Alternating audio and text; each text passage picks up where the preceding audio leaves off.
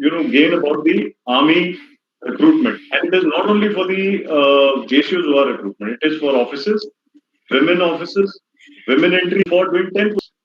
So there is a difference of 24 marks. Now that's a now compare it with, I mean, one to one with one individual score and 40 here has already got 100 marks. And the second person has scored 48 there in the run and say has done only 6 pull-ups, so has scored 16 here. The 48 plus 16 comes to 64. So there is a variation of 36 marks between the two individuals. So what do you think? The person who is scoring 100 will get through, or the person who is scoring 64 will get through? It is very simple to understand. That is why it is very important that you aim plus. Whatever is the limit, please go beyond that. So practice in your own time to do more than 10 pull-ups and do at least 14 to 15 so that on the day of the exam, you can at least do 10 easily. Okay, next please. After this, you are made to go through physical measurement test. It is nothing but checking your physical measurements. Because in the army, everything is laid down. Your height, weight, chest is laid down. So as per that, you are checked if you are meeting the qualitative requirement or not. There are certain categories who get, some leeway, bonus marks for being a son of a soldier or an excellent sportsman. So if you are a good sportsman, you will get in height, 2 centimeters, and you will get in chest 3 centimeters, and in weight you would get up to 5 kgs. So strive to become a sportsman also. If you could be a sportsman, nothing like it. But even if you don't play any sports, start playing because it will help you here. If you actually, and let me tell you, in the army, once you join the army, you get ample opportunities to play, to become a sportsman and pursue your passion of sports. So that is a very good advantage of being in the army. Okay, next please. Finally, after this is the medical examination. Now, in the medical examination, certain parameters are checked by the board of doctors. If you are meeting those parameters, it is good. You are selected, you are cleared. If you are not meeting those parameters, certain disabilities are noted, and then you are sent to the nearest MH, that is the military hospital, for review. That is the medical review. This medical review is undertaken in the military hospital by a specialist. So the people who are actually medically fit in the rally, they are issued the admit cards in situ at the rally site itself for the common entrance exam. And those candidates who report to the MH for the medical review are first seen by the medical specialist. And if it is seen that the person is medically fit, then the review certificate is signed by the doctor there and it is sent back to us in the ARO saying that so and so has cleared it and he is medically or she is medically fit. And then the admit card is issued from here. But in the other scenario, if the medical specialist feels that the individual is not conforming to the medical standards which have been laid down, then that individual is medically rejected. Okay, next please. Now the common entrance exam is the final test, which is the written exam. It is 1 hour duration. It is conducted usually 1 to 2 months after the rally. Once the exam is conducted, it has got different parts of the question papers. I'll be covering in the next slide. Once you clear this exam, the merit list is prepared. That merit list is published by the ZRO. And if you are forming part of the merit list, you are called for the dispatches by the recruitment officers. That is, you have to report here to the recruitment office along with all your original documents. That is in terms of your educational documents as well as your personal original documents. And then you are enrolled here. A proper enrollment form is prepared based on which you are enrolled in the army. That is, your pay and allowances would start from the day the enrollment form has been filled by me, by the recruiting officer. And then you are dispatched to the various training centers all across the country. Okay, next please. Now, this is the breakdown of the question papers for different trades. Now, if you see here for the this thing GD category, you have general knowledge, reasoning, science, maths. It is a 1 hour examination, and there is a negative mark of zero point 0.5 marks. Now, similarly for technical, you have general knowledge, physics, maths, chemistry, and you have a negative marking of 1 marks. But if you see per question, the marks in GD category are two. So there are 50 questions, each question carrying 2 marks. So it is a 100-mark, question paper. Duration is 1 hour. Passing marks are 30. For technical, it is different. Here you have 50 questions, but you have 4 marks each, and the negative marks are one per question. So that you have to keep in mind when you are appearing in the exam. They are all multi choice type questions, which are not written. They are kept at the standard of 10 to 12th class. Okay, next please. Next please. Yeah, this is soldier clerk. Please, back. Yeah, the last one, please. Yeah, soldier clerk SKT again, general knowledge, general awareness, reasoning and science. And for nursing assistant, farmer, and technical dresser, we have got general knowledge, maths, physics, chemistry, and biology. Note this that there is a negative marking, so you have to be careful. If a question is not known to you, don't guesswork. Don't do any guesswork. You will lose out the marks. It is better to be sure and then appear for those questions which you are very confident about. Next, please. For tradesmen, again, there are 50 questions, each question carrying 2 marks, negative marking, similarly as GD. Next, please. Now, these are the bonus marks which are given to certain categories of candidates. Those candidates who are outstanding sportsmen, represented the country at the international level, they get 20 marks each. And who have represented at national 15, at state 10, and at district 5. And if you are son or the daughter of an ex-serviceman or a serviceman, for that also you get 20 marks each for all the examinations, all kind of categories. Okay, next please.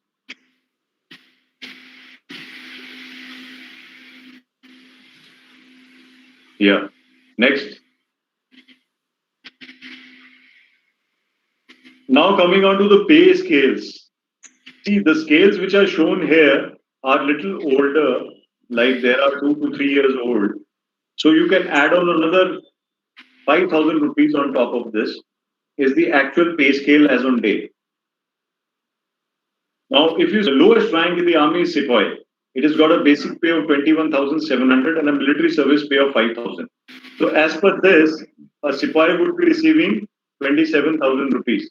But then you have to add DA on this as well as the transport allowance if he is allowed. So, it comes to about 35, 40,000 rupees. Now, in terms of Suvidar Major, if you see, it is about 52,000 here. Next, please. Now, this is the complete workout of the salary of a soldier. Basic pay is 21,700. You please add 5,000 on top of this. Military service pay is 5,200. Transport allowance is 3,600. DA, that time as well, it was 9%. Today it is 15%. So you would get around 40 to 42,000 rupees as a take home salary the moment you join the army. So that comes to about 3 lakh rupees a year. Now that is not a very small amount, let me tell you. Okay, it is about 4 lakh rupees per year, not a small amount. Now, if you compare this to multinational companies, you would see that not many companies are giving you a startup at that level. And let me tell you, in the army, maximum facilities are free in terms of rations, in terms of medical care, in terms of your uniform, in terms of your travel, in terms of your commutation, in terms of your children's education. So, a lot of your expenditures, which otherwise you would have to bear on yourself if you are working in the civil street, are taken care of in the army. So, that is a big bonus. Okay, next please. Now, the retirement age. Here it is written age, but these are the service levels. the number of years that you have to serve to actually become eligible for pension in terms of retirement. So a Sipai has to serve for 17 years to earn pension. Havaldar has to serve for 24 years. A Subedar Major has to serve for 32 years. Now, once you retire, at whatever rank you are retiring and getting the pension, your pension is decided at your last drawn pay and dividing it by two. So you're getting 50% of your last drawn pay as pension for the rest of your life. And let me tell you that this pay or this pension is not limited to the amount which is fixed at your retirement. It keeps on getting revised every year because every year there would be an increase of DA based on the inflation rate. So your scales would be getting revised every year. And after 10 years in our country, we have the your pay revision panel. Now that's like we had just now had the seventh pay panel. We will have the eighth one, which will be coming up after 3 4 years. So that pay panel decides your all kind of emolument as well as your pay scales and pensions, and obviously they keep increasing. Okay, next please. This is again calculation of your pension. Okay, next. Now with this we have come to the end of the other ranks recruitment process. Now we'll cover the officers intake. Okay, we can start with the next presentation. Yes, this one. Okay, next.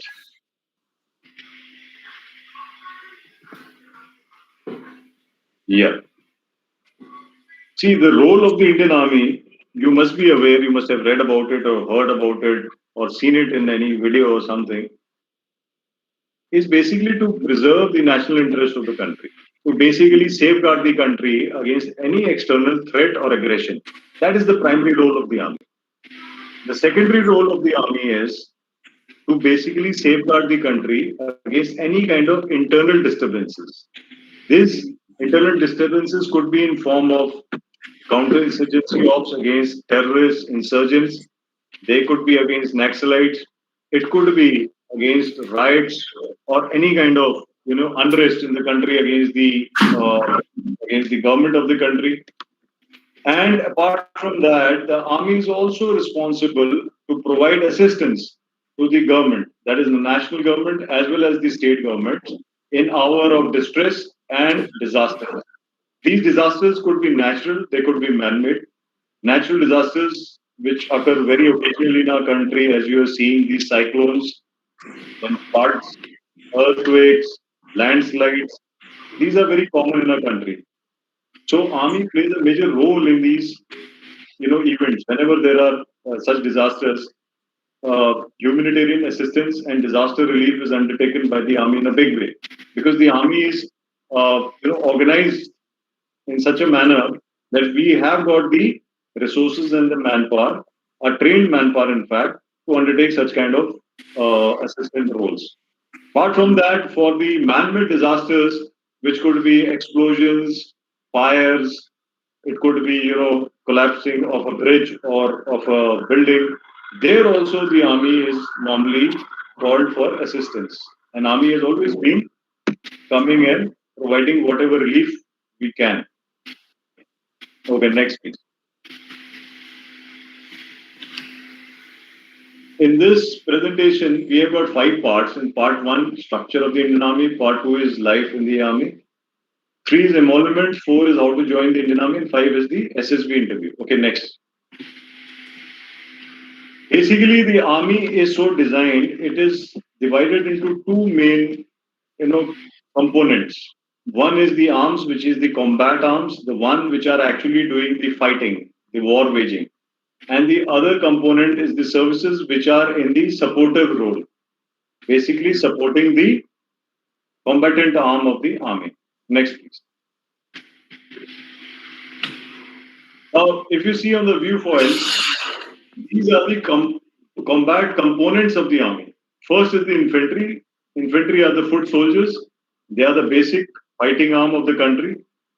and they are the ones who are foot soldiers. They carry rifles and they've got small, arms, the smaller caliber arms, which are used in waging a war. They are supported by other combat arms like artillery, which has got medium and long range as well as short range guns. Then is the Army Air Defense, which is looking after the defense component of the army. They provide protection against enemy air threat up to a height of 5,000 feet. Beyond that is of the Air Force.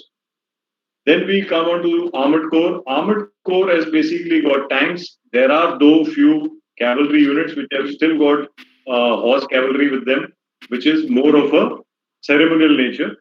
But Armored Corps as such has got tanks. In today's times, we've got T-72 and the Arjuna main battle tank. They are employed usually in the plains and in deserts, but nowadays are also being employed in high altitude and hilly areas.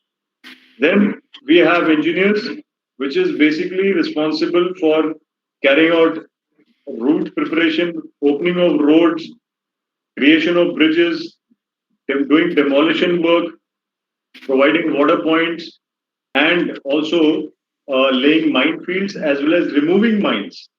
These are the major roles of the engineers. And in signals, the major task is to provide the communication. The communication could be wired communication, or it could be wireless communication. Next, please.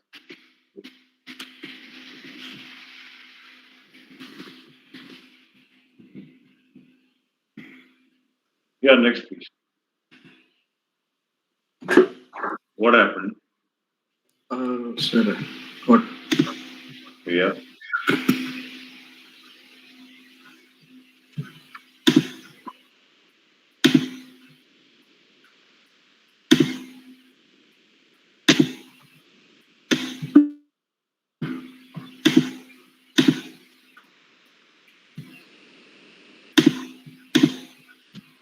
Yeah.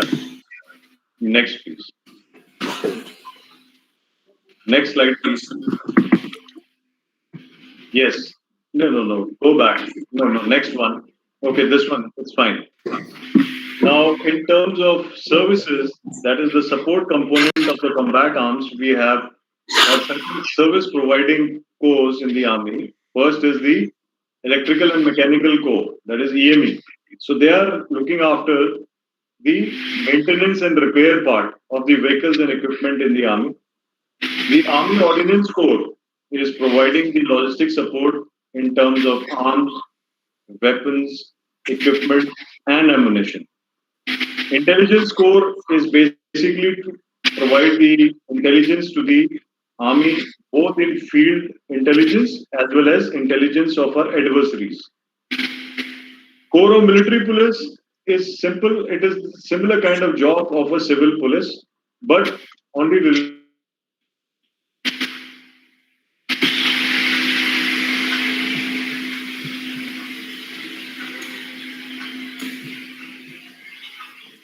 the next slide, please.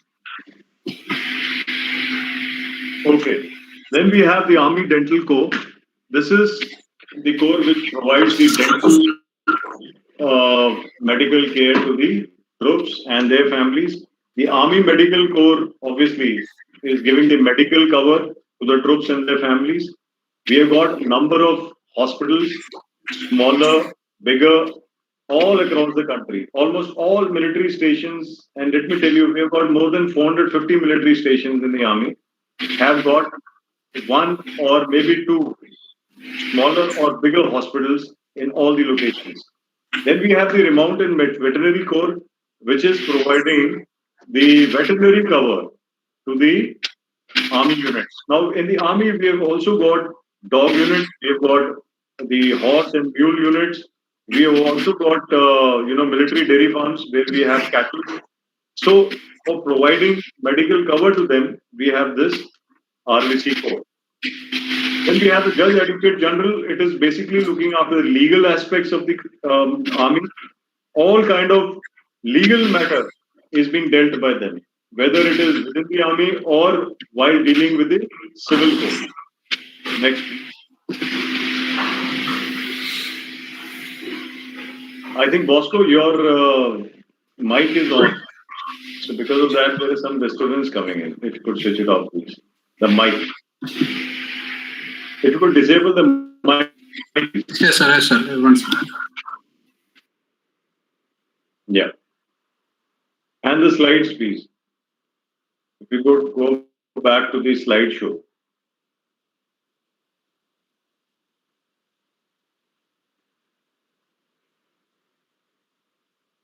Yeah, yeah. Good. Now the next one is Army Postal Services. They provide the postal cover to the troops in field areas and in peace.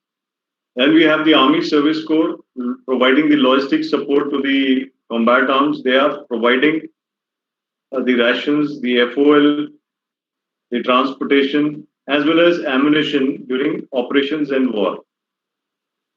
We have military engineering services. They are responsible for the construction and maintenance of all kind of infrastructure in the army, whether it is a cantonment or a military station. Military nursing services are the nursing staff which is posted in the military hospitals. They provide assistance to the medical authorities. Okay, next please.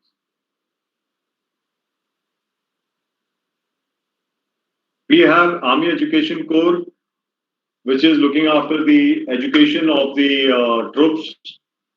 All kind of upgradation of education by troops is done through them. Para special forces are the major potent component of the army. They are basically the ones who jump from the planes. You must have seen and wear maroon berets. They are the elite portion of our army. They do a very tough job. They are designed and trained to operate in the enemy territory. So that is why their job is very demanding, very difficult. You must have seen them operating during the Uri crisis when it happened. Those surgical strikes, when they were undertaken by these special forces. Then we have the Pioneer Corps. They are basically providing the manpower assistance to the other arms and services of the army. Okay, next please. These are the various rank insignias in the army. Most of you would be aware about this. The first initial rank when you join the army is of a lieutenant. Captain, you become after certain years of service, that is 3 years. Okay, we'll cover that in the next slide.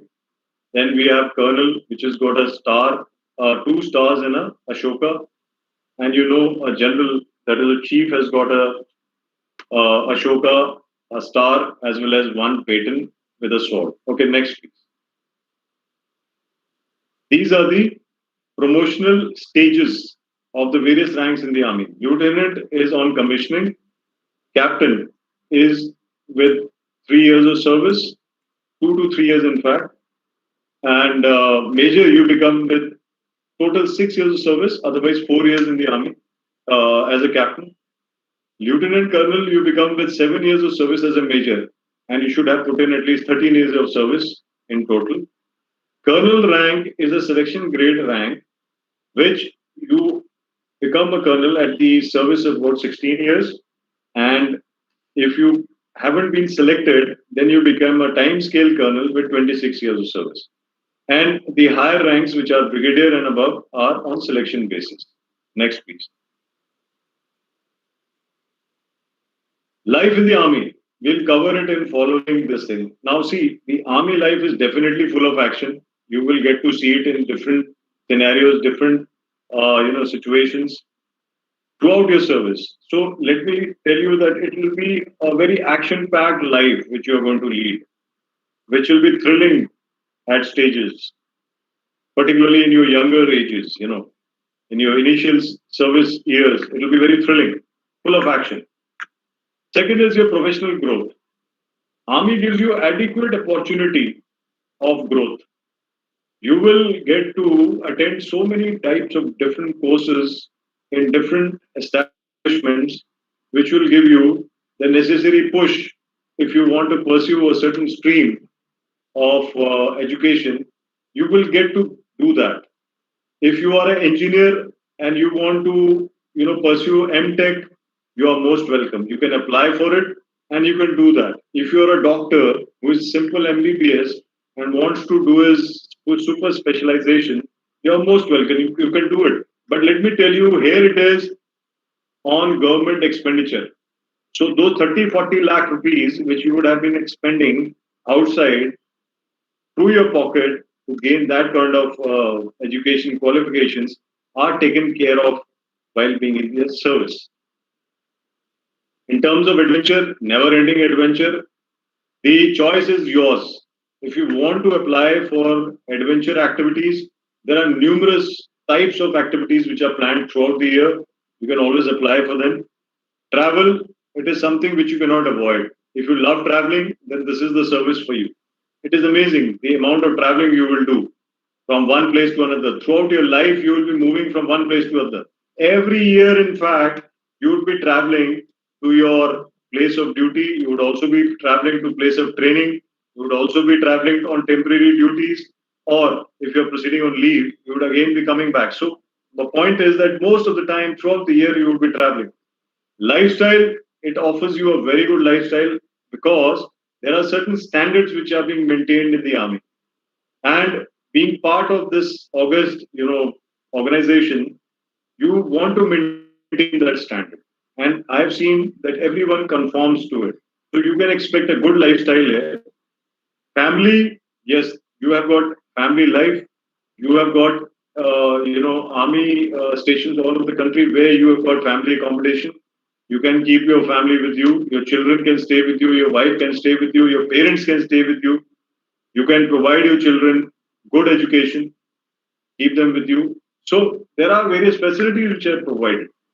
Status, definitely, it gives you a very good status in the society. You are amongst the, higher middle class families. And finally, we come on to, I can't see this. What is this?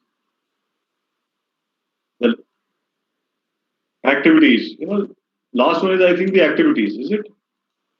The activities are number of activities which you can, get into the army. There is no end to the activities you can apply for. Okay, next piece.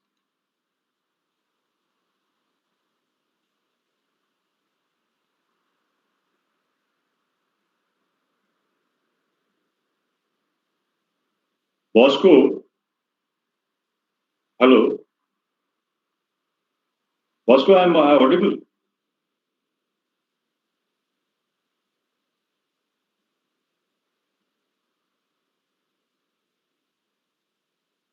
Yeah, Bosco, can you remove this? A strip is showing in the lower part of the slides. Could you remove that piece? Yeah, thank you. Now, these are the peacetime activities which the army is usually undertaking. As I brought out earlier, in national calamities, the army is called in to assist the civil government. So we provide assistance there in environment protection. Tree plantation is a major activity which army, takes part in all over the country. We have in fact contributed to millions of tree plantation across the country. And we also conduct free medical camps, blood donation camps, even free medical care to your cattle and animals also. Next, please. Professional growth in the army is tremendous. Again, it is your choice where you want yourself to be led to. If you are actually interested in your personal growth, you are most welcome to apply for different kind of professional courses, technical courses, management courses, language courses. You want to learn Chinese, that is Mandarin, or say French or German or Russian, you can apply for it. And in army, you are taught all these languages. You've got that kind of wherewithal.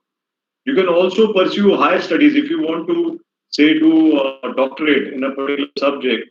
You can apply for the study leave, and you are admissible to 1 to 2 years of study leave, in which you can, pursue, in which you can, pursue these higher studies in any institution, top institution of the country. And while you are on leave, which is 1 to 2 years, you are still getting your full pay and allowances. So that is the best part. Next, please. Adventure, as I told you, the life is full of adventure. Previous slide, please. Yeah. These are the adventure activities you can participate in. Hot air, yeah, this is the one. Hot air ballooning, ocean sailing, aerosports, water sports, you name it. It is available. If you are fond of mountaineering, it is amazing. Even rock climbing, which is not shown here, it's another of hiking. That is again even shooting. If you are fond of shooting, if you want to pick up shooting as a sport, the army gives you tremendous amount of exposure in this. Next, please. Travel within the country and outside the country. As I told you, foreign postings, joint exercises, courses give you ample opportunity of travel. Next, please. In terms of lifestyle, amazing. These kind of sports, if you apply for outside in civil street, it is going to cost you tremendous amount of money. But here, being part of this organization, it is for free, for a very nominal amount which you pay as monthly subscription. Okay, next please. Now, in terms of social and leisure activities, every station has got clubs, public institutes where your families and you can go to socialize. You have libraries, you have childcare facilities, you have gymnasiums, you've got well-stocked libraries. Let me tell you, one of the best libraries anywhere you can get in the army. We have got auditoriums where you can go and watch the latest movies. So ample facilities are available within the confines of the military station or the cantonment where you are staying. Next, education. As shown on the view file, there are 135 army schools across the country where your children can study. Medical and dental colleges where your wards or your children would be admitted because there are vacancies which are kept for them. Management colleges, nursing institutes. So you name it. In terms of education, there is a lot of scope for the army kids. Next, please. Family life, I told you, you are well looked after. The every station has got good quality family accommodation available where you can keep your family as well as your parents if they are dependent on you. These cantonments and military stations are very secured, and you have all kind of sporting and entertainment facilities available within the military station. Next, please. Status, we all know an officer is a gazetted class 1 officer from the day of commissioning and equivalent to the IS and higher in all other central services protocol. So Army officer on commissioning vis-a-vis a IPS officer on commissioning, the Army officer is higher in the stature. So you can see at such a young age, you are getting a very good status to start with. Next, please. These are the bigger achievers of our army. You must be aware about our two field marshals, General K.M. Karyappa and Sam Manekshaw.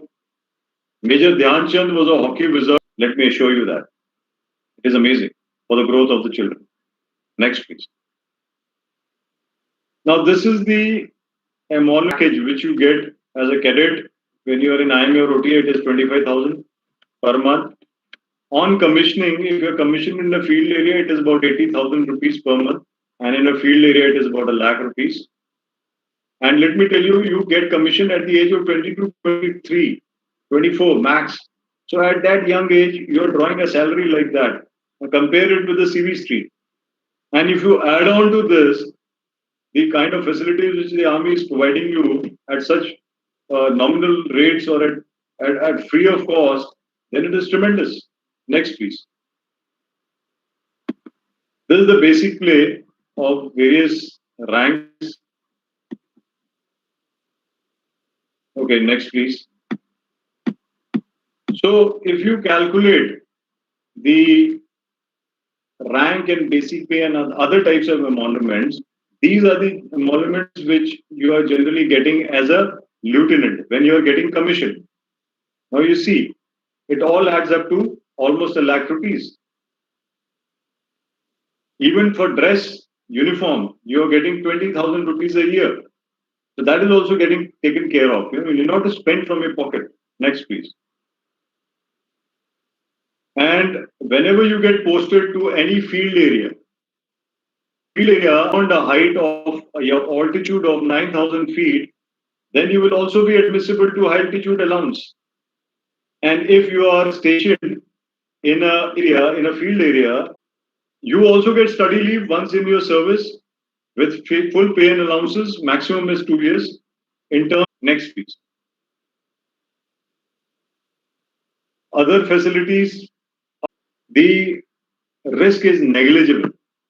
It is, I am telling you, it is negligible. It is almost zero, though it is shown here as 0.119%, but it is almost zero. The training period is 4 years. For graduate level entries, it is permanent commission and short service. Permanent commission is IMA, short service is OTA. Entries, permanent commission and short service commission. This is if you are going to check the website once in a week at least. And for postgraduate entries, it is for the AEC, Army Education Corps. Next, please. For female officers, the entry schemes are these as shown on the view fold. At present, the lady officers are only taken into the support arms and in the services. They are not being taken into actual combat arms, which are the infantry or the artillery or the armored corps. They are not being taken there or in the mechanized infantry, but rest of the corps they are being taken in. Next, please. So this is the website you have to again and again go to. You have to apply for it. So when you apply for the exam, you will be selecting one of the examination centers. Now, if you are applying from Trivandrum, Trivandrum is one of the examination center. So that center would be one or maybe two schools which would be earmarked for this, where you will go and appear. Okay, next please. So the examination that of IMA and OTA is of these duration. English is 2 hours, GK is 2 hours, and mathematics is 2 hours. Each paper is 100 marks each. And for each OTA, it is English and GK only, 100 marks each. They are again objective type questions and not very difficult. They are, pegged at the level of 10th to 12th class. Next. Now, if you have prepared well and you have referred to the books which are available in the market, are also available online, and you prepare yourself well, then it is very easy to clear these examinations. Okay, next, please. Maths would include arithmetics, trigonometry, algebra, mensuration, basic questions, not very difficult. Okay, next, please. Similarly, for other types of entries, see, when you are applying, you have to apply as per the prescribed format of the application. You have to include all the certificates which are being asked for in the form, and then you have to mail it to the right address. So this you have to note down when you are actually applying. All aspects of the application are amply and detailed covered in the website. So if you go on to click on the website on a particular type of entry, it will give you all kind of details. So go through them, become aware of what is required, and then only fill up the form and attach the required documents. Next, please. Now, once you have been selected in the written stage, that is, you have cleared the written examination of the exam, you are called for the interview. Now, this interview is called the Service Selection Board interview. It is for a 5-day duration, and which has got two stages, stage 1 and stage 2. Stage 1 is usually 3 days, and stage 2 is again about 2 to 3 days. In the stage one, we have got intelligence test, picture perception test, and group discussion. And in stage two, we have got thematic appreciation, word association test, situation reaction test, self description test, lecture, individual group obstacles, and interview. Okay, next. Intelligence test has got a basically grading. So there would be IQ tests which will be given to you in a you know a timed manner that you will have to solve 30 questions in 30 minutes, something like that. And these are the choices, multiple choices questions. And whatever you score is your grading, which the psychologist is going to keep as per his this thing, invigilation. Next, please. Description test. In this, you are shown a picture for a few seconds, maybe 2 seconds or 3 seconds, and then you have to write a story about that picture in 30 seconds. Now, every picture, there would be 10 pictures or 20 pictures which would be shown to you like this, and you have to write short stories, crisp to the point. A picture, what is it conveying, has to be conveyed in your words. That what are you seeing there in the picture? But it has to be done in a positive manner, giving an outcome in which something positive is being shown by you, a positive quality is being depicted by you in the story. So this comes with practice. Okay, next, please. Group discussions. A topic is given to the entire group, which has to be discussed by the group, and you are being observed by the invigilator sitting there. He is observing who's talking what kind of points are being projected by you. So they should be relevant to the subject which is being discussed, and you should maintain your dignity as well as your voice when you are actually doing this group discussion, because at times the subjects are a bit controversial and you might get agitated. So one should avoid that and remain calm and composed. Whatever you are discussing there is taken as a discussion. So learn to discuss a topic. This again you will refine with practice. Next, please. Thematic appreciation test is again similar to the picture test, in which you will be shown a photograph and you have to then prepare a story for it, or a small little the situation, what it is depicting, has to be shown or written by you in minimum words in 30 seconds. Then you will be given certain words of which you have to form the sentences. Now these words will be shown to you, which will be for a second or two, and you have to prepare positive sentences out of those words. This again, you will only learn if you do more and more practice. You will get the hang of it. That how should you write sentences in a timed manner? Because 15 seconds otherwise is not a long time. You have to write just one line of a positive statement.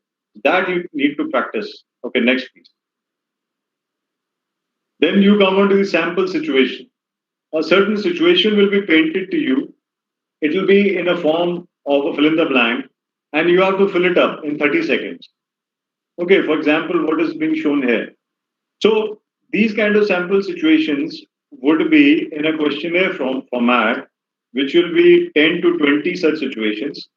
So you will have to again be positive in your outcome, because that is what is being judged here. That how positive and how creative you are in your imagination to solve the situation. Okay, next please. Then you will be asked to give your self description, which will be your personal details and what is your self opinion about yourself, and the qualities which you feel that you have in terms of positive qualities as well as negative qualities which you want to rid of. And what are those? So you have to again prepare this in advance, practice it, and so that you are very clear about what you have to write there, because you will be getting only 15 minutes to do this. And your interview, when it is done subsequently, this particular document will be in front of the interviewing officer. So he would ask you questions related to this. Next, please. Group discussion, as I've already shown you earlier also, and group planning are part of this. Topics are given, a situation is given, and you have to discuss that situation. You have to give your solutions.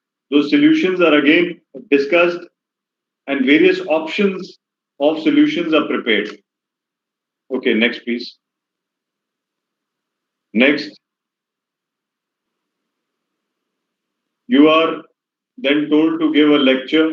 A small little topic will be given to you to give a 5-minute lecture impromptu, so that you have to practice this also. If you get any kind of topic, you could speak on it.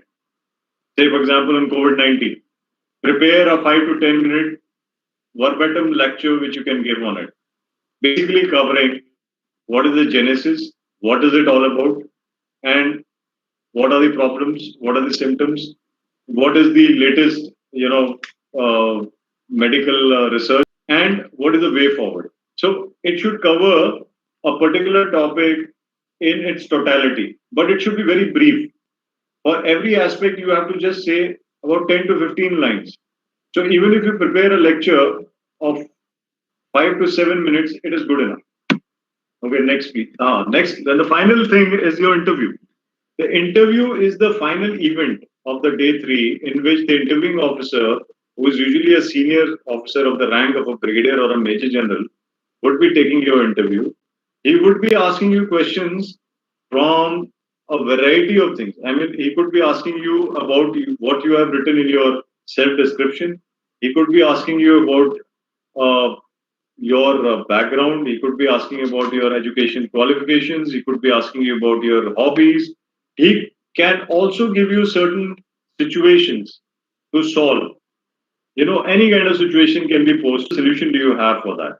So you have to be quick thinking. Remember, the more relaxed you are during the interview, the better you will be performing.